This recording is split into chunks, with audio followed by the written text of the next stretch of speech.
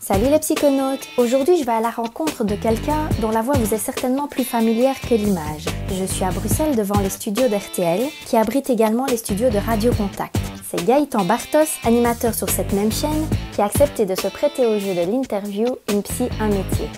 Alors ben voilà, moi je m'appelle Gaëtan Bartos, je suis animateur radio sur Radio Contact tous les jours entre 10h et 13h. Voilà, ça c'est mon activité principale. Et puis à côté, je suis prof aussi en journalisme et en radio. À côté de ça, j'anime des événements aussi énormément. Je suis MC, donc le Master of Ceremony de pas mal d'événements. On va parler de l'animateur radio puisque c'est quand même principalement ce que tu fais. Est-ce que tu peux me dire si ça c'était une vocation pour toi? Depuis tout petit, tu avais envie de faire ça? Ah ouais, j'ai eu ce rêve-là à l'âge de 9 ans. Je prenais le micro, je prenais la caméra de papa-maman et je m'enregistrais. Je faisais semblant d'être animateur radio dans ma chambre. C'est comme ça que mes parents m'ont dit, mais tiens, t'as une réelle envie de faire du micro, de faire de la télé, pourquoi tu le fais pas? J'ai envoyé des démos aux radios locales, j'ai harcelé les radios locales. Puis, tu as commencé à quel âge sur ta première radio locale? Alors moi j'avais 13 ans. D'accord. Ouais, 13 ans. Et alors ce qui est drôle, c'est qu'à l'âge de 13 ans, j'animais une émission radio pour 3e âge. Tu vois le décalage. Puis je suis passé de radio locale en radio locale, puis radio régionale, et puis radio nationale, où là je suis arrivé sur Fun Radio à l'âge de 17 ans. J'avais pas encore 18 ans accompli. C'est précoce quand même. Ouais, mais c'est une vraie passion. Je crois que c'est quelque chose qu'on a ou qu'on n'a pas. Il y a beaucoup d'enfants qui ont des passions, qui veulent faire du foot, du basket, mais qui ne vont peut-être pas au bout de leurs rêves. Et moi, mes parents, ils y ont toujours cru. Ils m'ont toujours poussé, toujours accompagné. Et au final, voilà, j'en suis là où j'en suis maintenant, quoi.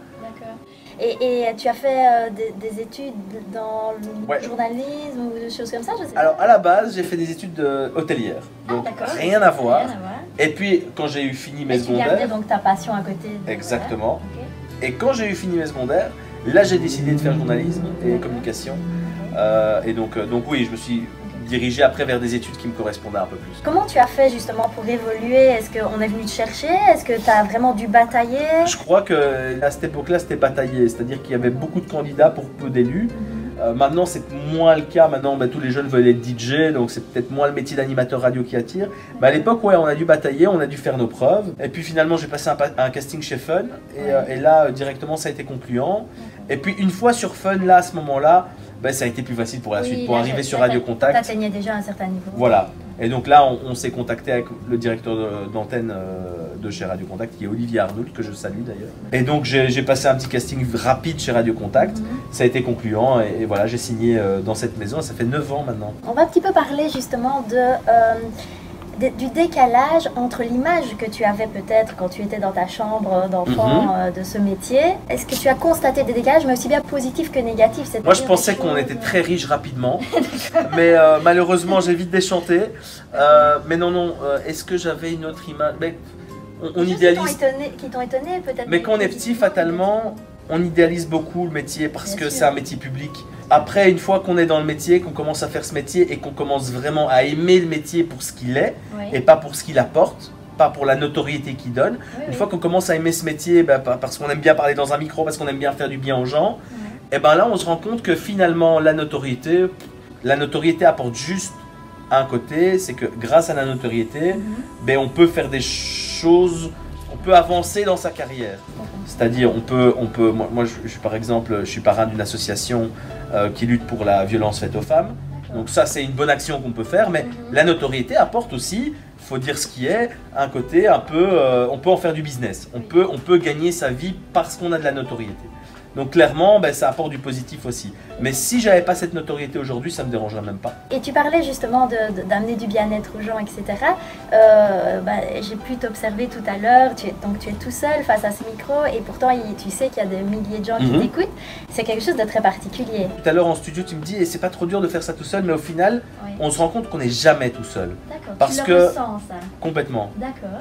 J'ai vraiment l'impression de parler à tout le monde tout en parlant à chacun individuellement. Et ça se ressent comment? Parce que maintenant, fatalement, avec les réseaux sociaux, c'est assez facile. Oui. On reçoit des messages, on reçoit des réactions presque instantanées. Et donc, finalement, on se sent vraiment jamais seul, quoi. Tu me parlais de bien-être, justement, tu ressens vraiment l'importance que la radio a dans la vie des gens au niveau bien-être. Je m'en rendais pas compte au départ. Et puis, en croisant les gens en rue, en discutant avec eux, ils m'écrivent aussi sur les réseaux sociaux. Ils me font part de leurs petits bobos, de leurs petits tracas. Ils me disent écoute, aujourd'hui tu as réussi à me faire sourire alors que ça n'allait pas trop. Aujourd'hui tu as réussi à me faire oublier mon stress. J'ai une petite histoire à raconter là où j'ai eu un choc terrible. C'est une dame, elle vient en studio ici il y a quelques mois.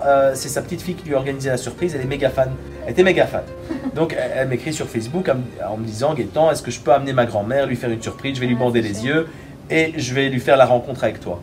Bon, déjà une rencontre avec moi, je me dis, je suis pas George Clooney, je suis pas, voilà. Mais ok, parfait, si je peux donner un sourire à quelqu'un, je le fais avec plaisir. Donc ok, on se donne rendez-vous, la dame vient, je lui enlève son bandeau des yeux, là elle me voit, elle se met à pleurer, super émouvant. Moi j'étais hyper ému. Et donc là, bonheur total.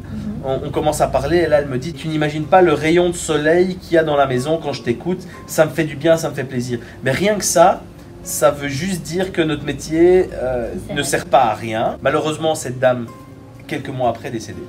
Et donc là, moi j'ai ressenti, en tant qu'animateur radio, de la peine pour quelqu'un que je ne connaissais pas. Pour une auditrice fidèle qui m'écrivait tous les jours, parce qu'elle m'écrivait tous les jours. Et là j'ai ressenti, je me suis dit ok, nous on apporte du bien-être aux gens, mais qu'est-ce que ces gens nous apportent du bien-être à nous aussi. Tu n'as pas du tout parlé de négatif, je ne sais pas, est-ce qu'il y a quand même un côté négatif dans ton métier? Ou peut-être un peu plus négatif? Écoute, le côté négatif, je dirais la pression. Parce qu'on se fout la pression nous-mêmes, déjà, c'est pas nos boss, c'est nous. C'est un métier très exigeant, c'est un métier artistique, donc qui dit artistique, c'est on doit faire les choses bien, il faut que ce soit joli, il faut que ce soit agréable à écouter. Et c'est clair qu'on n'est jamais satisfait de soi-même. Donc on n'aime jamais notre voix, on n'aime jamais ce qu'on fait, on est dur avec nous-mêmes et donc on se fout la pression. Et alors, le fait de devoir toujours être au top. Mais c'est pas toujours évident. Parfois on va pas bien, mais le fait de se forcer d'être au top, le fait de se mettre dans sa bulle, finalement ça nous fait du bien au final. Ce métier, donc cette expérience, ça fait maintenant pas mal d'années que tu fais ce boulot. Qu'est-ce qui t'a appris? Ah mais il m'a appris, je crois, à rester simple. Tous les gens qui font un métier public, on est tous passés par la phase j'ai un peu le melon, je me la pète un peu, je frime, je crâne. Et je crois que ce métier t'apprend à devenir simple. Pourquoi? Parce qu'en fait, en restant toi-même, en restant simple et en restant vrai, tu as plus à y gagner avec les gens qu'en étant un crâneur. Est-ce que tout à l'heure tu as dit quelque chose et peut-être j'interprète, mais tu as parlé de la pression que tu te mettais par rapport au fait que tu étais de toute façon jamais content, que tu n'aimais pas ta voix. Est-ce que ce métier, il t'a aidé dans ta confiance en toi? La majeure partie des animateurs radio, ils font ce métier, je crois, sans en être conscients, parce qu'ils ont un terrible manque de confiance en eux. Besoin de reconnaissance? Je pense. Moi en tout cas, je suis passé par une phase dans ma vie, j'ai eu une enfance super heureuse, mais j'ai eu mes petits malheurs. J'étais un peu boboule, j'étais pas forcément le plus beau gosse de la classe, j'étais le petit clown et souvent aussi rejeté. Je pense que finalement j'ai fait aussi ce métier pour dire j'existe. Un peu? Ouais, un peu revanche, j'existe, je sais faire quelque chose et je suis pas forcément aussi moche que vous le pensez. Je suis beaucoup plus épanoui maintenant, je suis heureux, je suis souriant, j'ai le peps, mais parce que je fais ce que j'aime. Après ça a son côté négatif aussi, quand tu as une passion, tu te donnes à 100%. Moi en fait, j'ai pas d'horaire de travail. C'est-à-dire que je peux travailler 20 heures d'affilée, mais quand je travaille 20 heures d'affilée, je ne le sens pas. Pourquoi? Parce que j'ai l'adrénaline et parce que j'aime ce que je fais. Donc je suis dedans, mais le corps il finit par lâcher. La psychologie, est-ce que c'est quelque chose qui pour toi est intervenu dans ta vie à certains moments? Est-ce que c'est une notion qui te plaît, parfois tu te renseignes là-dessus? Je pense que la psychologie rentre dans la vie de chacun. Je crois que voilà, on a tous un cerveau, on réfléchit tous, on agit tous d'une certaine manière. Maintenant, je crois qu'il faut savoir se décoder soi-même, se connaître soi-même pour comprendre nos réactions. Et je crois que la psychologie, ça peut être un très bon jeu aussi. Ça peut être Quand je parle de jeu, c'est dans le sens positif, pas dans le sens manipulateur. Mais je crois que quand on arrive à décoder ces petites subtilités de chacun, je crois qu'il y a moyen d'utiliser la psychologie à bon escient. Puis la manipulation n'est pas que négative. Non, non, c'est ça. Voilà. Et je crois que c'est ce qu'on fait à la radio. Radio Contact est une radio feel good, par exemple. On nous interdit de parler de tout ce qui est négatif. Ce qui est normal, c'est une radio qui doit faire sourire les gens. Moi, je pense que la psychologie, on peut l'utiliser dans notre quotidien de manière très sympa, à partir du moment où on arrive à décoder la psychologie et où on arrive à se mettre à la place de l'autre. Est-ce que tu as d'autres angles dans lesquels elle intervient, comme par exemple, moi je pense souvent aux relations avec les collègues, j'imagine quand même que vous faites des réunions, des choses comme ça. Ça, c'est pas toujours évident. Je vais pas parler de chez Radio Contact, parce que chez Radio Contact, on a une philosophie, on est un peu tous potes. Mais on est potes parce qu'on se connaît. Mais il y a de quand côté, même des fois où vous n'êtes pas d'accord, il y a quand même parfois des tensions, j'imagine. Oui, il y a des tensions, mais vu qu'on s'aime bien, vu qu'on est potes, on arrive à communiquer et on arrive à se dire les choses de manière soft. Du coup, il y a quand même une psychologie de la communication. Ouais, mais c'est parce qu'on a une relation, je crois qu'on a une relation très particulière entre collègues, ce qui n'est pas forcément le cas de toutes les boîtes et de toutes les radios. Dans les médias, on a des égos importants parce qu'on fait un métier public. Et donc, le tout, c'est d'arriver à dompter ces différents égos pour que la communication, elle passe. Je vais être beaucoup plus sociable grâce à ce boulot aussi, fatalement. Dans ta vie, il a été un peu thérapeutique, ce boulot, par moment? Ouais, le jour où mes parents sont décédés, j'étais à la radio. Après, fatalement, la tristesse devient de plus en plus lourde parce que tu commences à faire ton deuil, ça devient difficile. Notamment quand tu dois... Tu rentres non plus dans un processus de déni, c'est-à-dire te mettre dans le boulot et faire abstraction du reste. Voilà, tu dois continuer à vivre avec ce deuil. Donc les tristesses peuvent se transformer en véritable force. Et aujourd'hui, le décès de mes parents est une véritable force. Moi, mes parents, ils sont toujours présents. J'entends leurs messages. Je sais l'homme qu'ils veulent que je sois. Et donc, fatalement... Continue à porter leurs valeurs. Complètement. Et donc maintenant, ça devient positif. C'est super chouette ce que tu expliques parce que pour moi, c'est vraiment un truc super important, justement, comment aller au-delà d'un traumatisme. C'est ça. C'est la mise en sens. C'est un petit peu comme la résilience. Je ne sais pas si tu connais ce concept. Oui, tout à fait.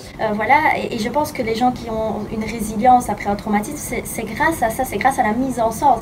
L'être humain cherche tout le temps à mettre du sens. Et quand ça n'a pas de sens, c'est pas confortable. Ça m'a changé. Je ne suis pas du tout le même avant et après, ça n'a rien à voir, quoi. Il faut vivre quelque chose parfois de terrible pour changer. Et puis là, clairement, si je devais revivre la situation que j'ai vécue, je le referais. Enfin, je ne changerais rien au cours de la vie que j'ai eue. Et moi, j'ai été voir une psychologue aussi parce que j'avais peut-être besoin de comprendre certaines choses par rapport à moi. Et ça m'a énormément aidé parce que j'en étais pas capable tout seul. Je pense que les gens qui arrivent à transcender les événements terribles qu'ils vivent, c'est des gens qui, à côté de ça, ont des ressources. Et donc, quand on n'a pas de ressources, pour moi, on n'a pas d'essence dans notre voiture.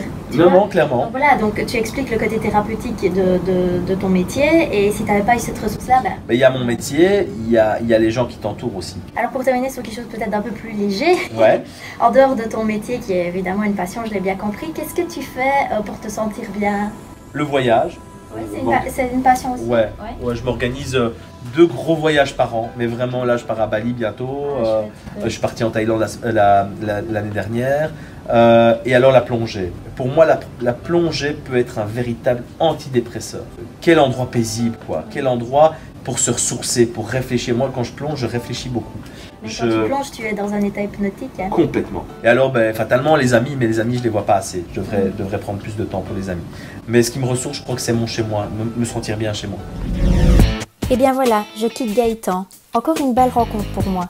Je suis à nouveau très touchée mais aussi reconnaissante de voir à quel point les personnes qui acceptent de me rencontrer m'accordent leur confiance et se livrent sans filtre et en toute simplicité. Je pense que Gaëtan nous a offert une belle leçon de vie en nous expliquant comment il a réussi à transcender le traumatisme qu'il avait vécu en faisant une force et en faisant de lui un homme plus épanoui qu'auparavant. Je vous retrouve très vite pour une prochaine vidéo et d'ici là, ne psychotez pas trop.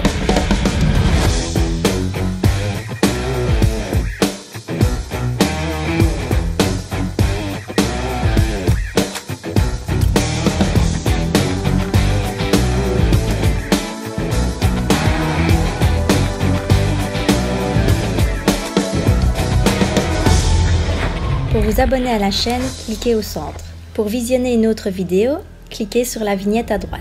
Pour visionner les clips de Thierry Vingres, compositeur des extraits musicaux, cliquez sur la vignette à gauche.